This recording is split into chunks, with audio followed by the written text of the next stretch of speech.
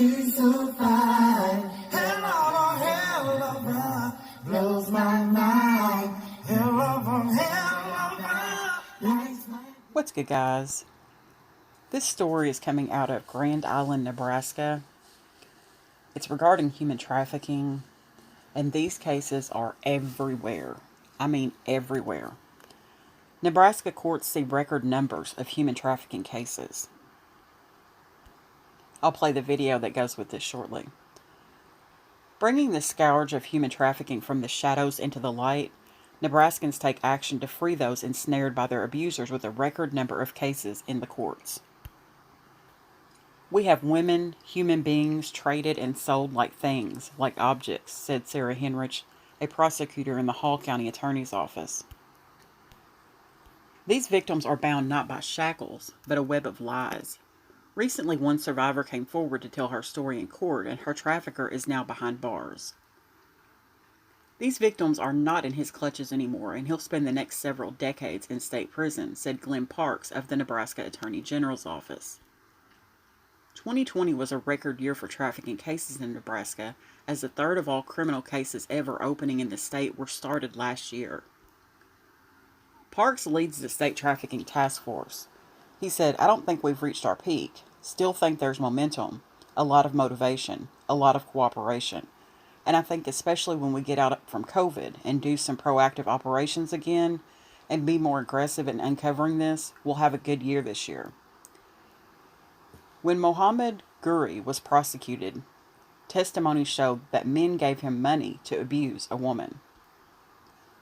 Parks said, "I've found when people are finally convinced this happens in Nebraska, there's considerable amount of effort and desire to address it. I don't think there's a need for panic. There's a need for education," said investigator Kayla Larkins of the Grand Island Police Department. Part of that is educating police and prosecutors who have shown a willingness to pursue justice. Parks said the legislature has also created the legal framework to deal with the problem.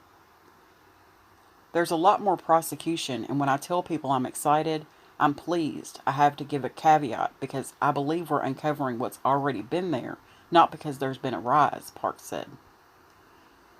"But there's no justice if police don't investigate, and police can't investigate if people turn a blind eye. Please say something if you see something that doesn't feel right or something is going on. Police will tell you, Kayla will tell you, she'd rather investigate 100 things that are nothing than miss the one thing that was," said Tashana Sawyer of the Grand Island Crisis Center. Investigator Larkins found that 1 in 100, and while the trafficker is behind bars, his survivors may never truly be free. "The survivors are going to deal with the after effects of the trauma for the rest of their life," Larkins said. Parks said many don't realize it's not Lincoln and Omaha that have had the most cases, but central Nebraska.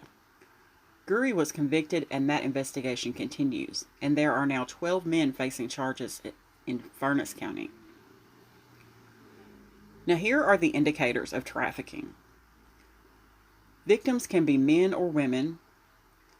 Does not necessarily involve taking someone over an international border. Trafficker may use multiple phones, so they may have some burner phones. It's rare for strangers to kidnap victims. Traffickers often groom victims and give them gifts. Frequent travel and unexplained absences may be signs of trafficking. I'm going to go ahead and play the video that goes with this story. Scourge of human trafficking from the shadows into the light. Nebraskans take action to free those ensnared by their abusers. And Steve White has the second part of a special report. We have women, human beings, who were traded and sold like things, like objects. Bound not by shackles, but a web of lies. One survivor of human trafficking came forward to tell her story in court, and her abuser is now behind bars. These victims are not in his clutch anymore. They're recovering. Their future is bright, and he's going to spend the next several decades in state prison. 2020 was a record year for human trafficking in Nebraska. A third of all cases ever opened in the state brought last year. I don't think we've reached our peak. I really do think there's still a lot of momentum, a lot of motivation, a lot of cooperation. And I think especially once we get out from COVID and can start doing some proactive operations again, and being a little bit more aggressive in uncovering this, that we're going to have another good year this year. When Mohammed Guri was prosecuted, testimony showed men gave him money to abuse a woman. I found that when people are finally convinced that this happens in Nebraska, there is a considerable amount of effort and desire to address it, which is nice. And I think that's part of what we're seeing here with the increase in prosecutions. I don't think it's a need for panic across the city. I think it's just that there's a need for education. Part of that is educating police and prosecutors like these who have shown a willingness to pursue justice. There's a lot more prosecution, and when I tell people I'm excited about that, I'm pleased with that. Of course, I have to give the caveat that it's because I believe we're uncovering what's already been there, not because there's been a rise, and of course, we're pleased about that. But there's no justice if police don't investigate, and police can't investigate if people turn a blind eye. Please say something if you see something that doesn't feel right or you think that there's something going on. The police would tell you, Kayla would tell you that she would rather investigate 100 things that were nothing than miss the one thing that was. Investigator Kayla Larkins found that 1 in 100, and while the trafficker is behind bars, his survivors may never truly be free. The survivors are going to be dealing with the after effects of the trauma that they endured for the rest of their life. Many are surprised to learn it's not Lincoln and Omaha that have the most cases, but here in central Nebraska, Hall County with a recent conviction, and that investigation continues. Plus, in Furnace County, an investigation there now has 12 men facing charges. Reporting in Grand Island, I'm Steve White. Now, this article came out yesterday, and it's coming out of Bryan, Texas. And there's a few things that I wanted to read from this article. At any given moment, there are approximately 313,000 victims of human trafficking in the state of Texas.